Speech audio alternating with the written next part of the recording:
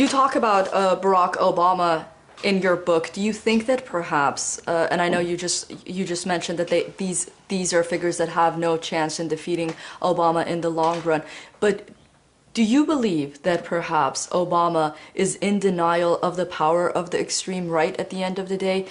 After all, he does put a lot of influence on bipartisanship, which we haven't really seen succeed in the last years.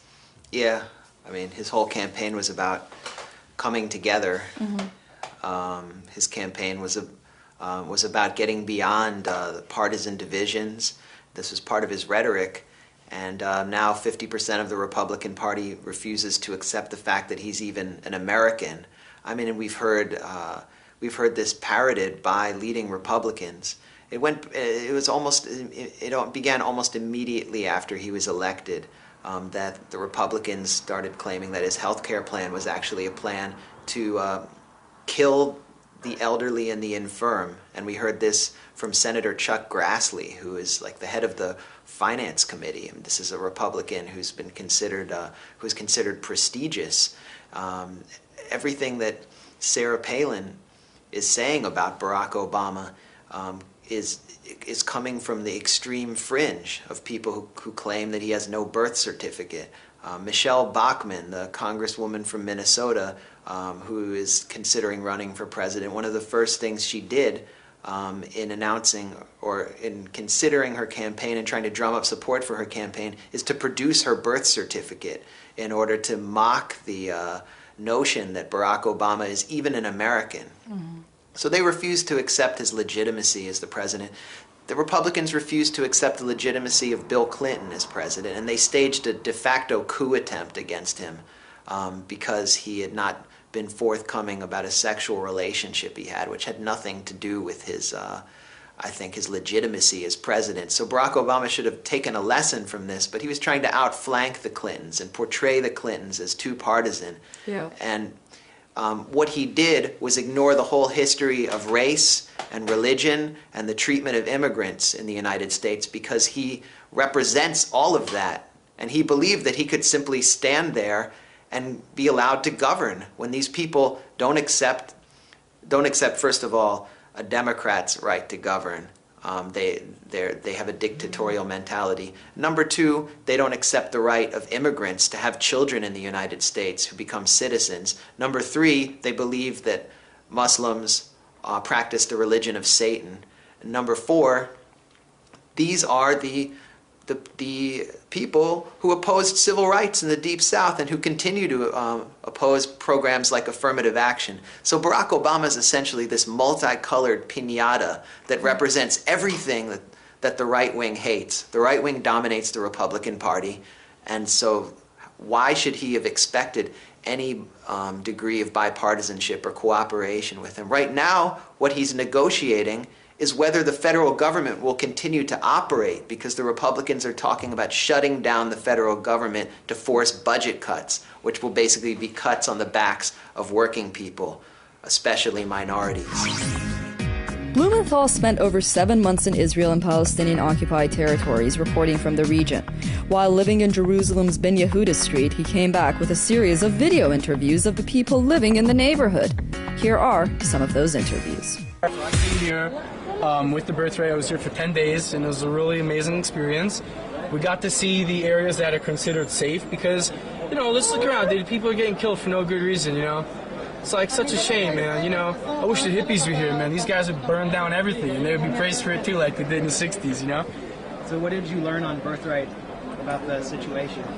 No, they're not negative when it comes to politics. They steer you clear from that. They're kind of shielding you from the politics. Yeah. We're not meant to hate anybody. You got to remember that. Jews don't want to hate anybody. Jewish people are innately happy, and they want to praise God, and they want to live in peace, but it doesn't make sense that you guys can't simply understand. If you try and hurt somebody, you want to hurt their family, you have to stop those people. If they're trying to burn down your house, you got to put water. But if they do it every day, you got to just annihilate them. I know it sounds really rough, but don't you guys see that there's somebody coming? There were Arabs here for thousands of years. If one looks into the history books, we'll find there were a few thousand Arabs here, a few thousand Jews, and there was nobody in the land of Israel. So it comes back all these people, and they've they're not, you know, the Palestinian people is actually a modern invention. It's a propaganda invention. You're from the U.S.? Canada. Canada? Are you like a lone soldier? I am. Why did you join? That's the right thing. Help defend the Jewish people. Obligation of every Jew. So you're defending the Jewish people? I am doing my best. From what? From terror and such. Where are you serving? In the Kafir Brigade. Fear, so that's only in the occupied territories. No, it's not occupied. It's not occupied? How? I don't understand. You explain to me why it is, I'll explain to you why it's not. It says occupied territories on the map. They're living under military rule, under military law. Actually, it's They have a Kafir Brigade coming into their villages. well, if it says on the map, that's why it makes it occupied. Also, they live under Israeli military rule. Actually, they say that I spoke to Arabs, and they've told me that they'd rather live under Israeli rule than under Arab rule. Really? Yeah. So they'd rather have Kafir Brigade policing their villages? Yeah. It's a known fact that Hamas does these retarded stuff with their people in Gaza. And those stuff do not happen in the West Bank. I don't know if they would. Well, you said they'd rather have Israel ruling over them. That is for sure. They choose to deny themselves that, but that's their problem. So do you think you're helping the Palestinians? What's that? Do I think I'm helping them? Yeah. Not directly, but in a way, yeah. How? You can put this on TV, by the way. The mood in Israel is extremely right-wing, and I think it will remain that way until the country is effectively de-Zionized. And by that I mean all of their laws and policies that discriminate in favor of anyone who can prove that they have Jewish ethnicity are essentially wiped away. And what they are seeking to do inside the part of Israel that was, that it's considered legitimate, not the West Bank, is to establish a ethnically pure Jewish state. There's enormous pressure on the Palestinians inside Israel to essentially leave, and so we see that in the form of every week an anti-democratic racist law passing through the Knesset demanding loyalty oaths, banning Palestinian citizens of Israel, or meting out financial penalties to Palestinian citizens of Israel who observed the Nakba, who observed their own dispossession in 1948 publicly. A bill banning anyone or meting out financial penalties to anyone who calls for a boycott of Israel until it withdraws from settlements. Things like that are happening every day. We see it reflected in the attitudes of Israelis. Wide majority, according to the Israeli Democracy Institute, favors a strong leader like Avigdor Lieberman. Lieberman is the most popular politician in Israel, and his political platform is transferring Palestinian Israelis out of Israel, getting rid of them. Basically putting an end to the conflict without negotiating anything, which will never put an end to the conflict. Turning hundreds of thousands of people into refugees. That's his platform. It's why he's popular. And then on a local level, like where I lived in Jaffa, there are far right, and Jaffa is a suburb of Tel Aviv that was ethnically cleansed in 1948. There's one neighborhood called Ajami that still has Palestinians in it. I lived there for 2 months and witnessed the pressure on this population every day through gentrification and through now a Jews-only settlement built by illegal settlers from the West Bank in the heart of Jaffa to create ethnic friction and exploit it to push people out. And so every week there's been a far-right march in Jaffa. Mosques have been attacked there. And this community that has seen a degree of coexistence between Jews and Arabs since 1948 is sort of coming apart at the seams. And so the media tends to look at the West Bank because there's more action there, or at Gaza because, Israel's maintaining an open-air prison and makes no secret of it, which it's incredibly disturbing. But inside Israel, let's say there's a two-state solution. There's a handshake on the White House lawn. You're going to see still, even after a two-state solution, fascism continued to move into the open inside Israel, and pressure on citizens of Israel who are not Jewish just increased to the point where I think, though, there will be a breaking point. Mm-hmm. Mm-hmm. And finally, to wrap up, the title of your book reads Republican Gomorrah, Inside the Movement That Shattered the Party. Is the movement, this party, the Republican Party, the extreme right, so to say, shattered at this point? Yeah, I think a lot of people would say that my book subtitle has been discredited because the Republicans did so well in midterm congressional elections. Mm-hmm. They did well for really two reasons.